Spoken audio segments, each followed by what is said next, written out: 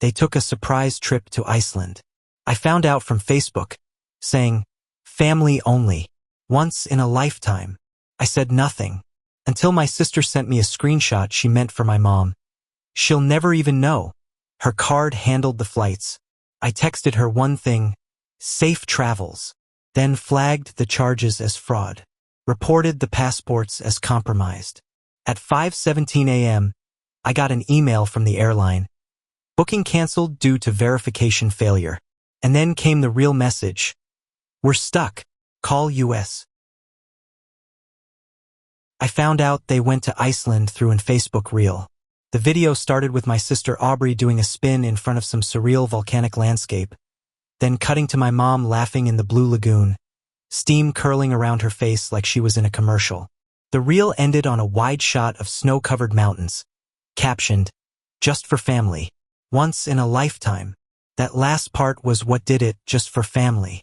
2 weeks earlier, I had invited them all over for dinner. Nothing fancy, just spaghetti and a bottle of wine. I had been thinking about how long it had been since we all traveled somewhere together. I brought it up while we were clearing plates. Suggested maybe a quick trip, nothing extravagant. Colorado, maybe the Grand Canyon, something accessible. My mom said she couldn't take time off. Aubrey said she had midterms. Caleb mumbled something about work and went back to scrolling his phone. I didn't push. They didn't seem interested, and I figured that was the end of it. Turns out the only part they didn't like was the idea of taking me with them. The reel was posted around 11 p.m. I wouldn't have even seen it if a friend of mine hadn't messaged me.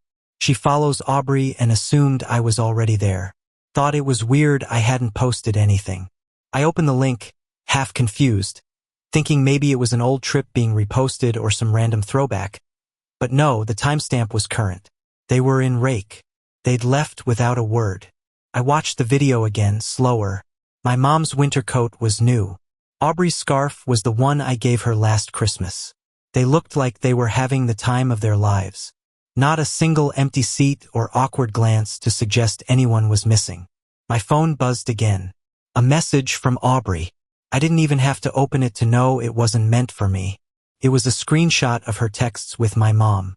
I read it 3 times. She won't even know. Her card paid for all the flights. Everything clicked in my head. Last month, my mom had asked me to help her with a loan payment. Said she was in a pinch and I didn't think twice. I transferred the money that same day. A few hundred, no questions asked. I didn't think my family would use it to buy 3 round-trip flights to Iceland. I didn't think they'd lie. I didn't think they'd cut me out of something they clearly had the time and money to do. But here we were. I didn't reply. I opened my banking app, flagged the charges from Delta as fraudulent, and called the number on the back of the card. I said I had never authorized those flights, that I hadn't used my passport in years. I had all the receipts. The tickets were digital. The passengers listed under my family's names paid with my card. I attached a note to the claim. I believe my card was used without permission. Please investigate. Then I emailed the airline directly and said there was a possible case of stolen identification tied to the booking. Canceled passports, compromised details, enough red flags to trigger a review. At 5:17 a.m., I got the email. Your booking has been canceled due to a failed verification. 30 minutes later, I got another message. No caption, just a photo of the 3 of them sitting on a bench at the airport. No smiles, no mountains. And then came the real one. We're stuck. Call us. I muted my phone, set it on the windowsill, and made myself breakfast. Eggs, toast, coffee. I ate slowly. I didn't feel angry or sad, just clear. They didn't think I'd find out.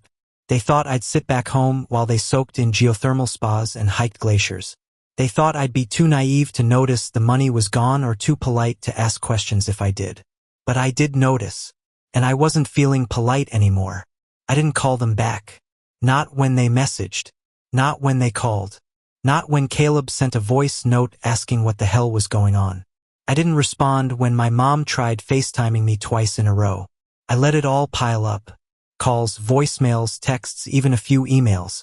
Aubrey's came with the subject line. We need to talk. I didn't open it. That whole first day, I just let the silence work for me. I went to the gym, got groceries, cleaned the apartment like I had guests coming over, even though no one was.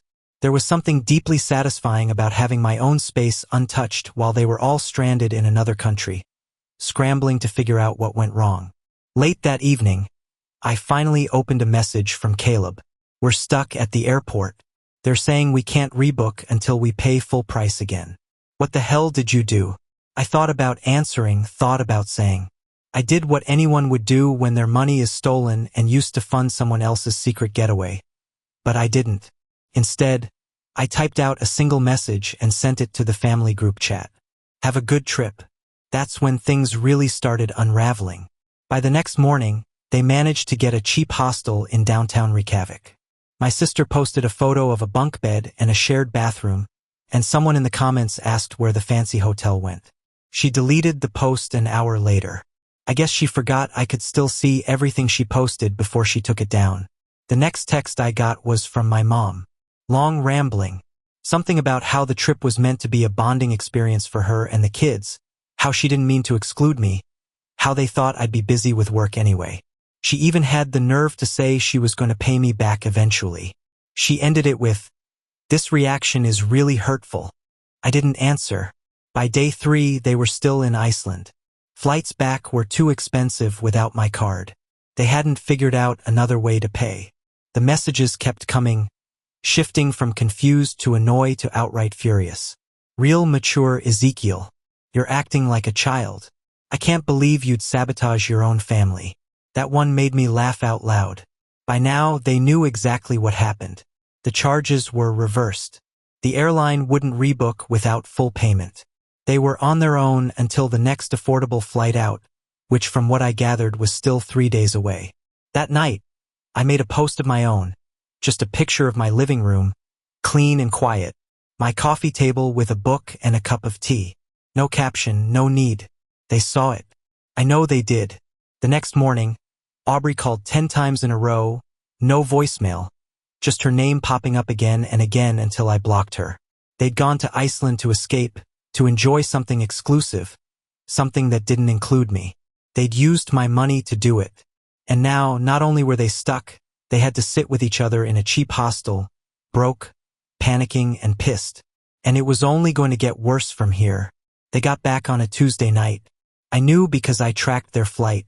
It landed around 10:24 p.m., and I watched the little airplane icon crawl across the map until it reached JFK. I didn't go to meet them. I didn't call. I just watched the touchdown, shoved my laptop, and went to bed. The next day, Caleb showed up at my place. Didn't call ahead. Just knocked like nothing had happened. I opened the door just enough to look at him. "We need to talk," he said. I didn't say anything. Just walked back into the apartment and left the door open. He followed. He stood in the middle of my living room for a minute, looking around like he hadn't been here a dozen times before. "You screwed us over." I raised an eyebrow. He took that as permission to continue. "You stranded your own family in another country. You think that's some kind of justice?" I stayed quiet. Let him ramble. My mom was crying. Aubrey was having panic attacks. I had to figure everything out while you were over here playing house with your self-righteous silence. Still quiet. Finally, he sat down across from me, looked me in the eye. "You're not even going to explain yourself." I leaned back. "You used my money, lied to me, left me behind. Didn't think I'd find out. Didn't think I mattered enough to include. So no, I don't owe you an explanation." Caleb didn't have a response to that. Just stared. Eventually, he stood up and said, "You've made things a lot worse than they had to be." Then he left. Later that night, I got a text from my mom. It was short. "Let's talk."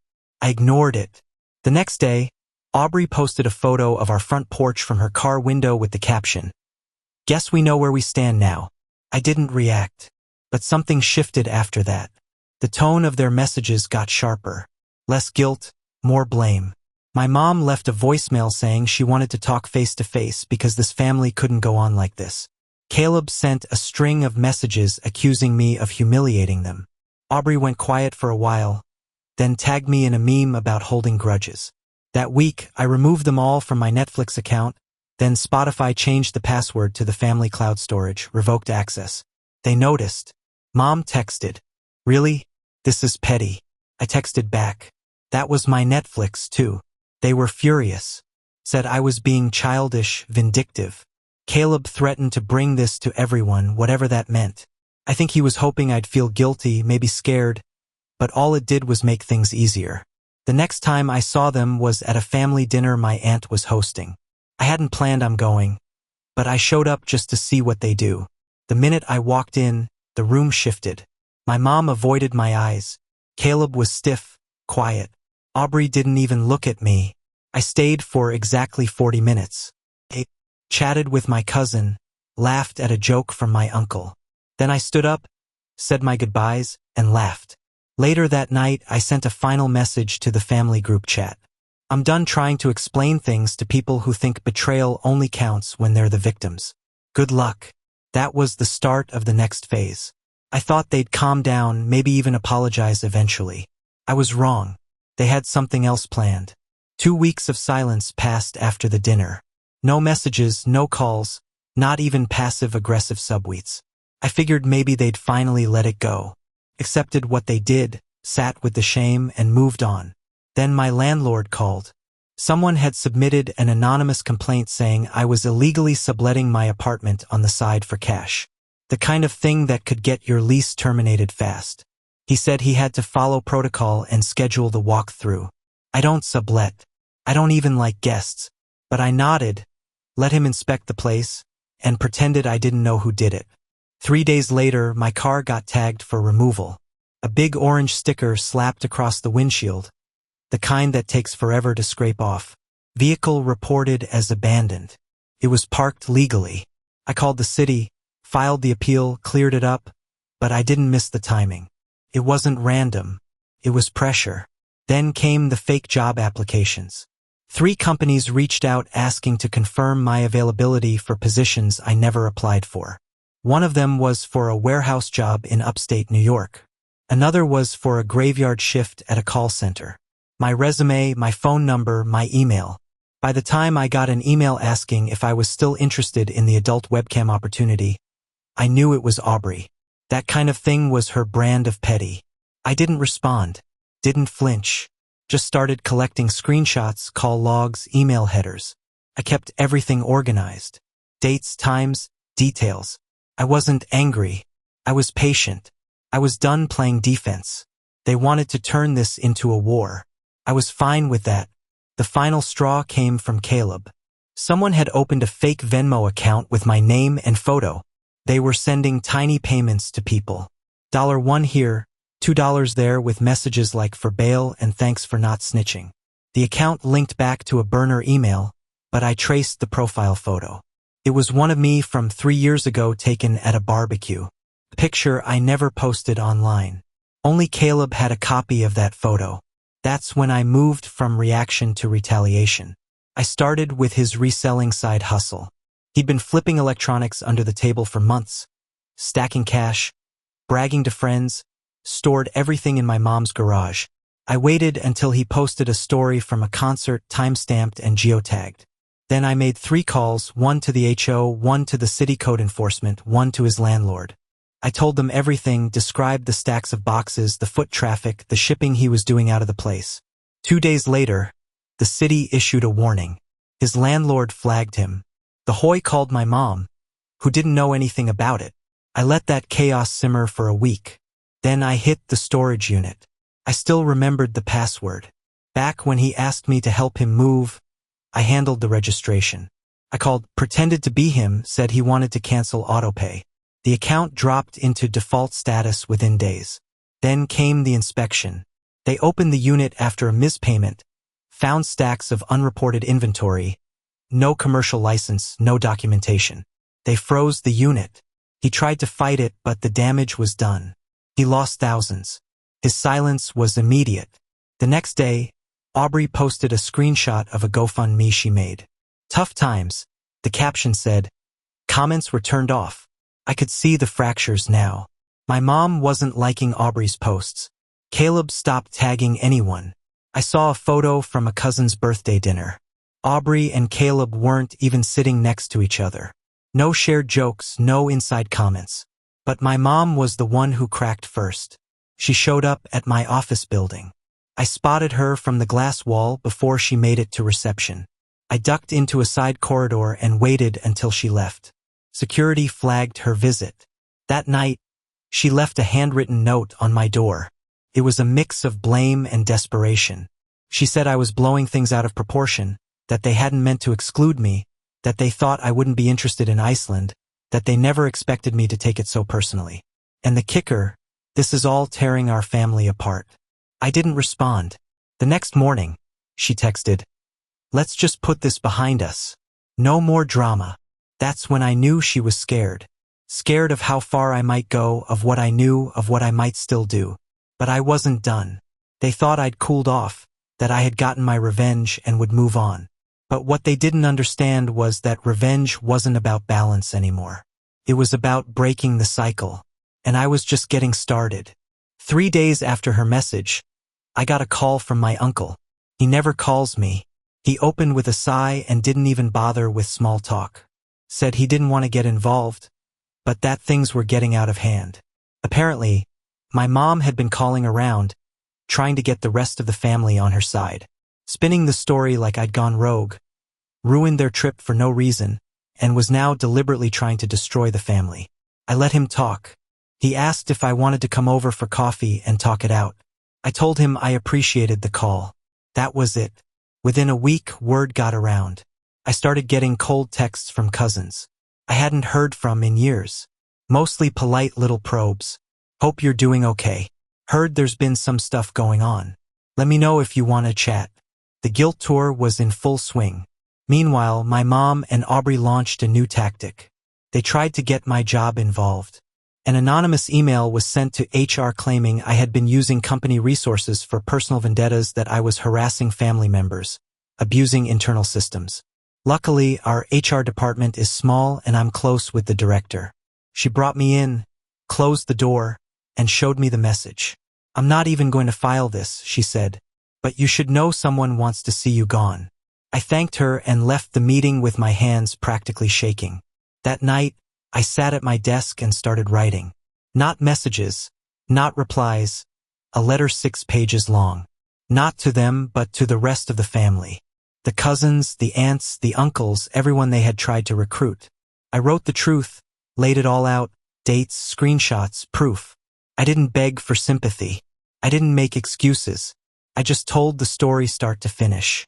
I sent it from a private email, BCC'd every address I had. Then I logged off and went for a walk. It took less than 12 hours for the fallout to start. Caleb was the first to call.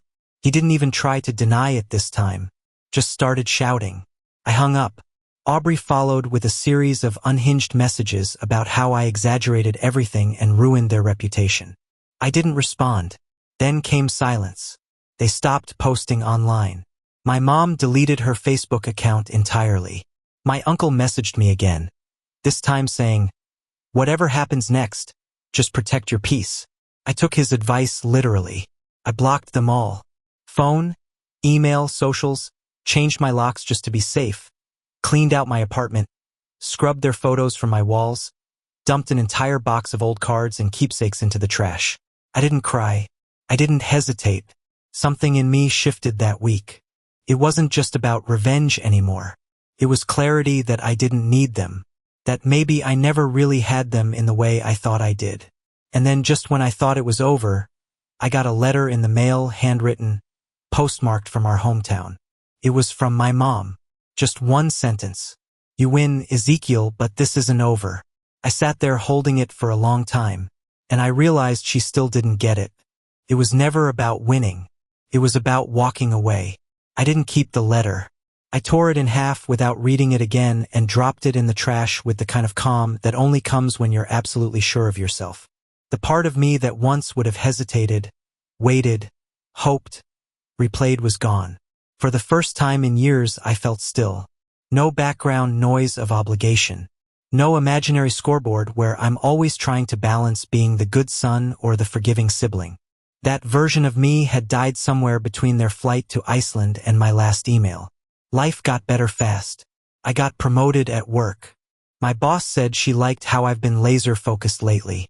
I didn't tell her it was because I had removed every source of emotional clutter from my life. I started going to the gym more, cooking again, seeing friends I hadn't made time for in years. One of them, Jared, invited me to a cabin trip with his friends. I hesitated, but then I remembered what they said when I suggested a vacation. Too busy. I went. We drank around a fire, hiked a ridge trail at sunrise, swam in a freezing lake. I didn't post a thing. It was just mine. Nobody was watching. A few weeks later, I ran into Aubrey in the grocery store. She looked surprised to see me, like I wasn't supposed to exist in the same city anymore. We locked eyes for maybe 2 seconds. She opened her mouth to say something. I walked right past her, didn't look back.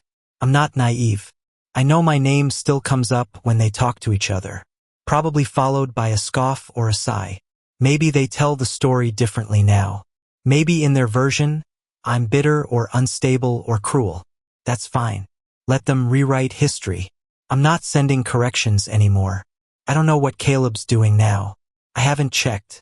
I don't care if Aubrey finished school or if my mom ever paid back that loan. They don't exist in my daily world anymore. They're characters from a book I finished and put back on the shelf. And if one day they come knocking again, whether out of guilt or desperation or nostalgia, I won't answer. Not because I'm angry, but because I finally learned that not all family is permanent. Sometimes the best way to love yourself is to let go of the people who never really saw you, even when you were right in front of them. And sometimes the best revenge is peace. First update.